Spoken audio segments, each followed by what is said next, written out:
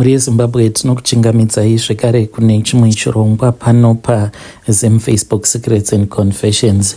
Tadzoka zvekare nemamwe mamessages zvakangooma azvo veduwe. Pane vamwe vahanzvadzi avo vakandifonera nezuro vainge vaine nyaya yavo, avo vari kuti ivo vari kumhiri kwemakungwa. Pakaipa.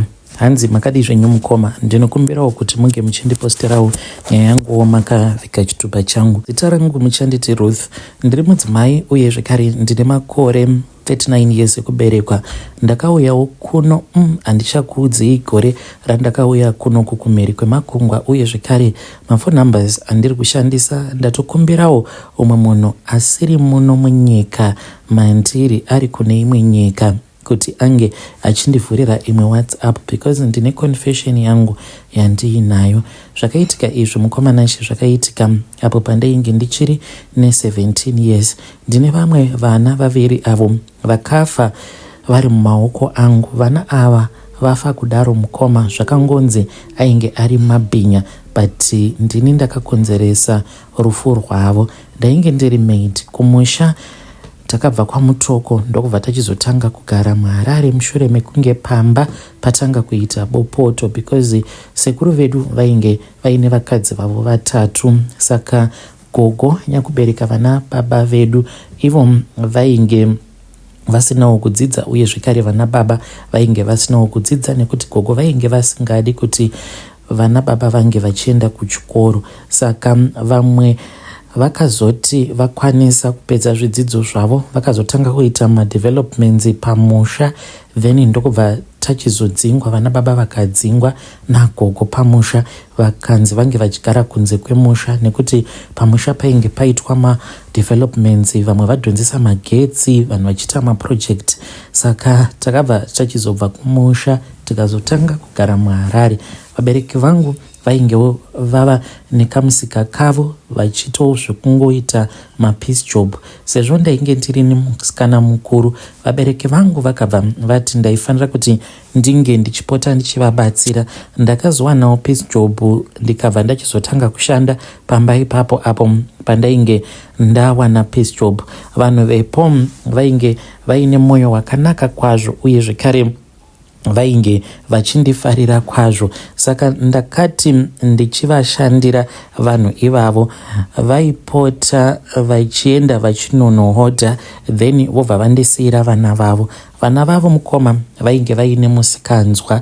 Dzimwe nguva waikwanisa kuti uri busy apo paunenge uchiwacha, vana ava wobva watadza kuziva kuti vanenge vaenda kupi, vaizotodzoka late. Apa kuti unge uchirova vana vevanhu zvinenge zvisingaite, apa uchishanda futi as a maid. Saka ndakabva ndachizoti nerimwe zuva ndakauya ndikatorwa neumwe mukomana wangu ainge achishandawo sagarden boy. Ndakasiya vana vachiona TV, ndakasiya ndavaisira movie reHome Alone. Saka ndavaisira movie iroro ndakaenda kumba kweboyfriend yangu tikanorara tose. Saka ndaiti kana ndikati ndava kuda kuinda, aibva achizondiudza kuti ndinge ndichimbomira zvishoma, then ndozoenda time. Ndakazobvako mukomanashi ndikabva ndachizoenda kumba. This was somewhere kuma past 2 apo pandakazodzokera kumba. Ndasvika pamba ndikabva ndaona kuti vana vainge vasipo ende TV yainge yatodzimwa, zvichireva kuti vana vakaona mamovie kusvika apera ndobva vachizoboekana. Saka vainge vachizviziva kuti vabereki vavo vaipota vachienda kumaplots vachinonohodha mukaka kumaplots. Vana vakabva vachizopfurirana, sezvo vainge vari vana vadiki, vakabva vachizoti handei tinotevera mama nadhedhi, tinovawana kana tikaenda kumaprazi. Vana ava vakatanga kufamba mukoma, vakafamba vachienda kumaprazi ekuna Beatrice vachifamba netsoka. Ida ndina kunge ndakaziva kuti vana ndozvavainge vafunga. Ndakatsvaka vana ndikavashaya, ndikaenderera mberi nemabasa angu, sezvo zvainge zviri zvinhu zvavaigara vachingoita kuti dzimwe nguva vanongobuda voenda vonotamba vozodzoka kana late. Vabereki vavo mukomanashi vakazouya, it was somewhere kuma past 7. Ipapo ndainge ndava kutovatsvaka vana vakasvika ndisipo pamba. Ndakazoti ndadzokera kumba ndokubva ndavaudza kuti vana ndainge ndisiri kuvawana. Vakandibvunza kuti ko vainge vandinzvenga nguvai, because kunyangwe ndaiti kana ndikaenda kuofu vaitokwanisa kutonzvengawo amai vavo. Dzimwe nguva votomboshayikwa kana usiku hwose vozotowanikwa vakatorara kana kune imwe imba yeumwe muvakidzani ainge achigarawo muraini imomo. Saka ndokwandakatanga kuenda. Saka kainge kasiri kekutanga vana ava vachishayika pamba. Saka pandakavaudza kuti vana ndainge ndisiri kuvawana, takambogara kuda about 30 minutes vakati vanouya. Saka vakazofonera muvakidzani wavo uyo wataiziva kuti ndiko kwavanowanzokuenda, but ndainge ndavaudza kuti ndainge ndatomboendawo ikoko ndikanovashaya. Saka vakati vafona vakabva vachizoudzwa kuti vana vainge vasiko. Ndipo patakabuda tikatanga kutsvaka vana. Takavatsvaka mukomanashi everywhere but hatina kuvawana. Kuma9 ndipo patakabva tachizoenda kumapurisa. Taenda kumapurisa mukoma ndokubva vachizonzi vaifanira kuti vange vachizomirira 24 hours then tobva tachizodzokera zvekare kumapurisa. Takavatsvaka usiku hwose, hatina kurara because takafamba house by house tichitsvaka vana, hatina kuvawana. Mangwana acho makuseni tikadzokera zvekare kumapurisa, vakati ivo vane nguva yavo iyo yavanomirira kuti vange vachizotanga kutsvaka vana. Izvo vana vainge vatofira musango mukoma. Vana ava vakafamba kubva muwaterfalls vakadimbudzira nemuchisango chekwaboka, vakaramba vachifamba vachienda kuBeatrice nekuti ndiko kwavaiziva kuti vabereki vavo vaipota vachienda vachinohodha mukaka. Saka vana vakazosvika pakurasika mune rimwe prazi, vakaramba vachingofamba vari mumprazi imomo. Apa nenyota vana vanonzi vakafa nekuti vakanyanyisa kutsva nezuva. Izvi ndakazozviudzwawo mushure mekunge ndaenda kun'anga ndava kunetswa nezvipoko zvevana ivavo vainge vava kumuka vachindinetsa vachinditi taura chokwadi, vabereki vedu vange vachizviziva kuti hatina kuurawa nemabhinya. Saka patakadzokera kumapurisa vakatanga kutsvaka vana vakaita mazuva akati wandei vasingaonekwi. Saka vanhu vepane rimwe prazi ndipo pavakazoti vachishanda, pane umwe uyo akazoona mitumbi yevana vainge vava kutotanga kutodyiwa nemhuka dzemusango but vainge vasati vapera kudyiwa. Ndopa vakabva vachizodana mapurisa.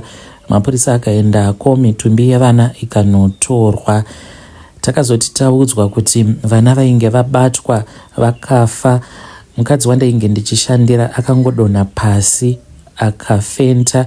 Murume wake ainge asingachabatiki achingochema. Apa kusaidi kwangu kuti ndinge ndichitaurawo chokwadi kuti ndo zvainge zvakaitika, ndakatadza mukoma ndichitya kuti ndaikwanisa kuzosungwa kuti ndakaita negligence yevana. Saka zvakazonzi vana ava sezvo vainge vaine mamwe maparts mamwe avo ainge asina kuwanikwa ari pamitumbi yavo, ende pavakaitwa postmortem zvinonzi painge patori nemasaini ekuti vakaita zvekuchekwa zvigunwe, because vakachekwa zvigunwe zvekutsoka dzavo zviviri, zvekare vakagurwa nerurimi zvikanzi hadzisi mhuka, dzainge dzisiri mhuka dzainge dzakavagura zvigunwe zvekare nekucheka rurimi. Saka ndokuzotopona kwandakaitawo mukoma mushure mekunge vana ivavo vashayika. Pamba pacho painge pava kusagarika.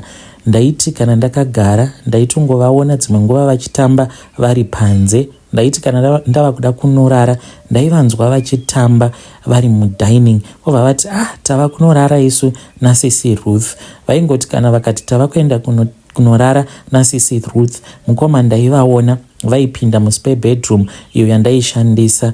Saka vaiti kana vapindamo muspare bedroom vaindimutsa vobva vati sisi Ruth, ndobva ndati he, vobva vanditi mukai tigare titaure nyaya. Saka ndakaona kuti zvose zvainge zvichiitika ndaikwanisa kuzogumisidzira ndazosungwa. Ndainge ndichitya kusungwa, ndikabva ndachizobvapo pamba ipapo ndikatanga kushanda somewhere else. Nekufamba kwenguva ndakazosanganawo nemurume uyo wandakazotanga kudanana naye ainge akatobvawo mukutofirwa nemudzimai wake akati ainge achida kuritaya. Saka takabva tachizobuda muZimbabwe.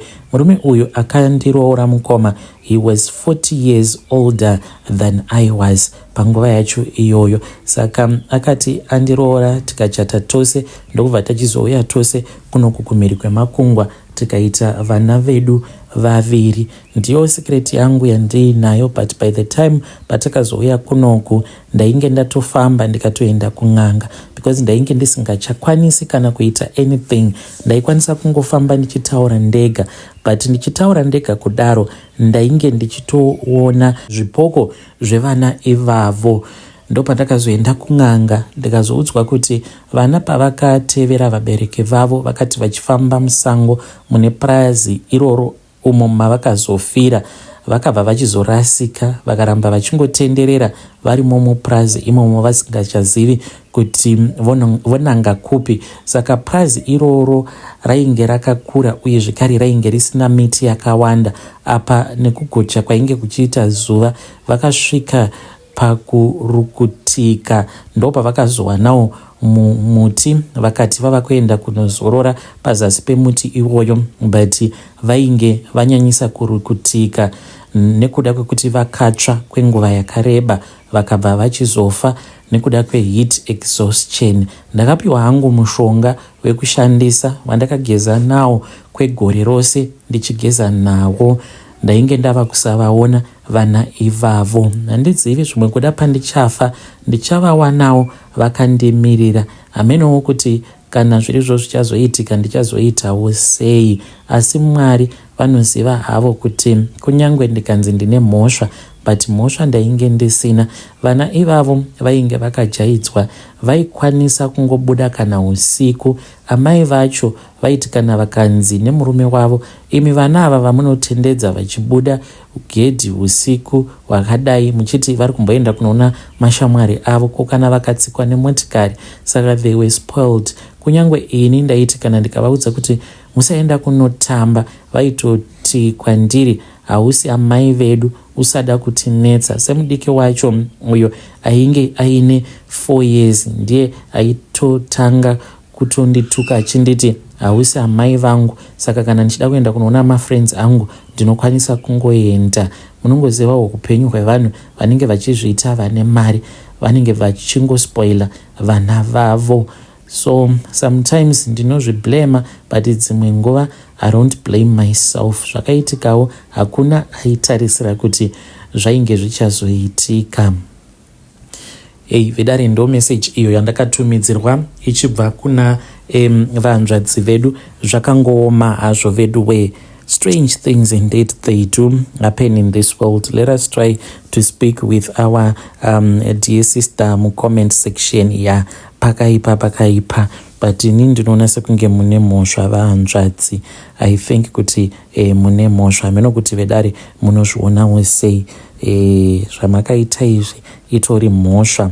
Dai zvichibvira makwanisa kana kutaura nevabereki vevana ava kuitira kuti ivowo vabereki vange vachikwanisa kuzivawo kuti ndo zvakaitika kuvana vavo. Haisi nyaya yekuti vakazongobviswa mabody parts nemabhinya. Mabhinyawo akazongosvikawo akabvisawo mabody parts, but ndimi makakonzeresa situation iyoyo. Hamuna kuita maduties enyu as a maid. Asi ngatitaurei navo mucomment section. Rekedzai tibva taenda panyaya yedu inotevera. Nyaya yedu inotevera yakamira sekudai so. Hanzi makadi zvenyu mukoma, ndinokumbirawo kuti munge muchindiposterawo nyaya yangu makavikawo chitupa changu. Ndauyawo pano ndiine confession yangu iyo yandiinayo. Confession yangu mukoma yakamira sekudai. Ininiwo ndiri mudzimai uye zvekare ndine makore 28 years ekuberekwa.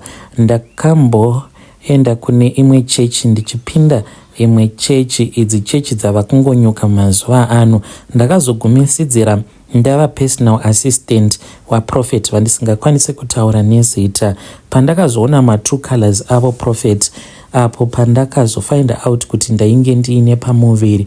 Kwamanachi apa nhumbu iyi yainge isiri yaProfet. I thank God kuti I found out kuti those were his true colors.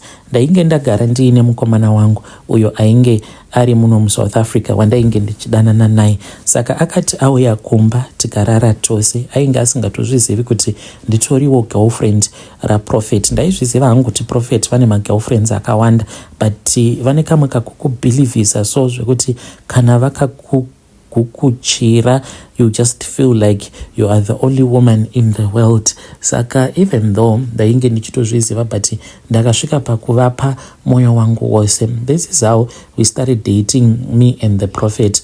Prophet vaigara vachingoita mamwe majokes neni, taiwanzokufamba tiri totoenda kwatinenge tichida kuenda, and amai Prophet munhu waiwe kungoti akazongozvidza kuti as long as murume wangu ane mari, kunyange akarara nevakadzi varara navo, but anongodzoka kumba, because ndaikwanisa kutoenda kunotora Prophet apa vanenge vandiudza kuti ndoda kuti unge uchipfeka kana kabamshoti nekagove out kune kwatiri kuenda.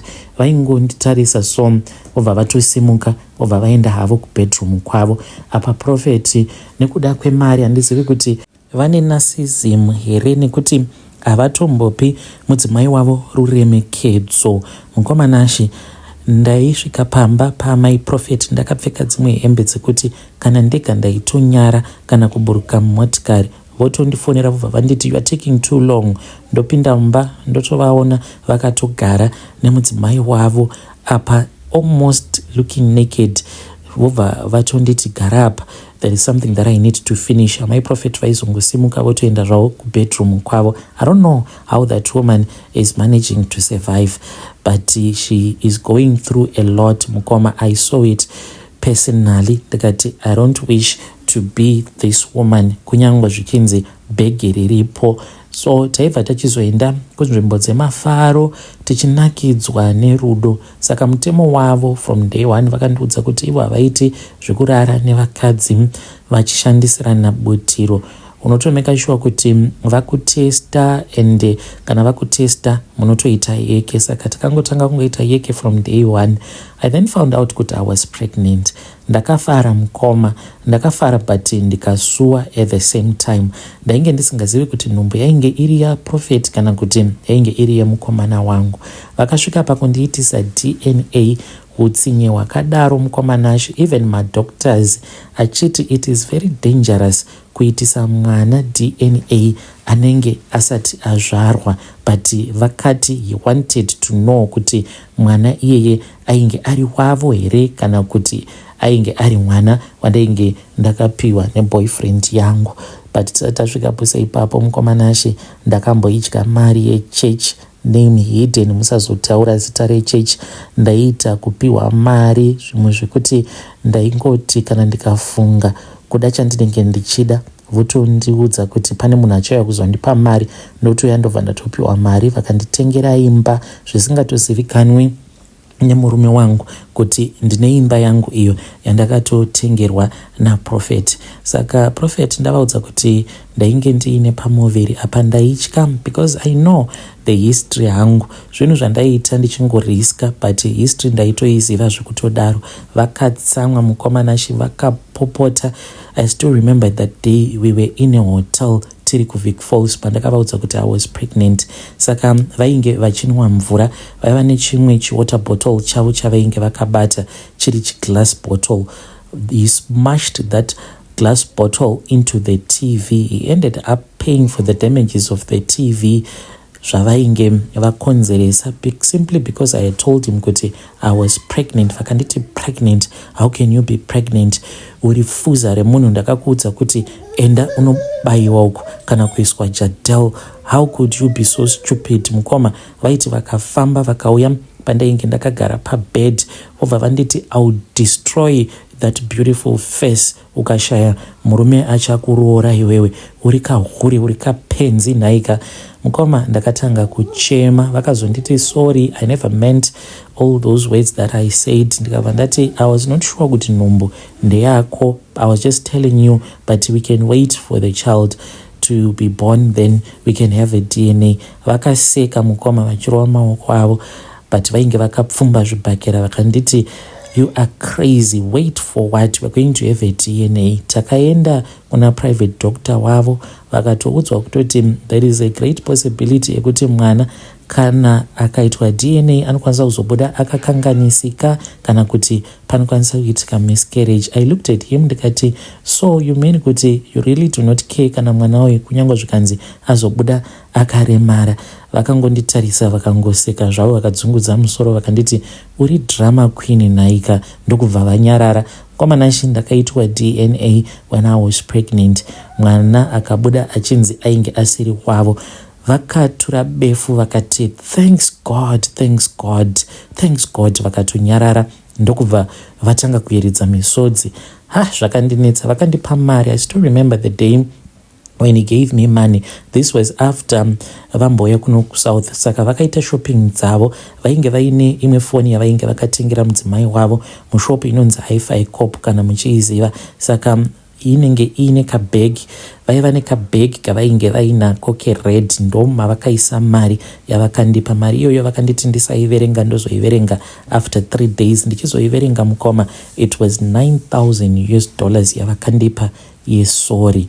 Ndiyo secret yangu iyo yandiinayo. When you post, please tell me, ndichange ndichizotevererawo ndiri mucomment section.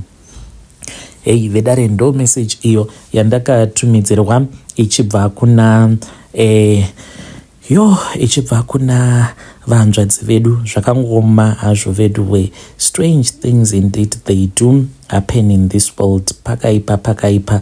Ngatizamei kuti tinge tichitaura navo vanzvadzi vedu ava mucomment section. Yeah.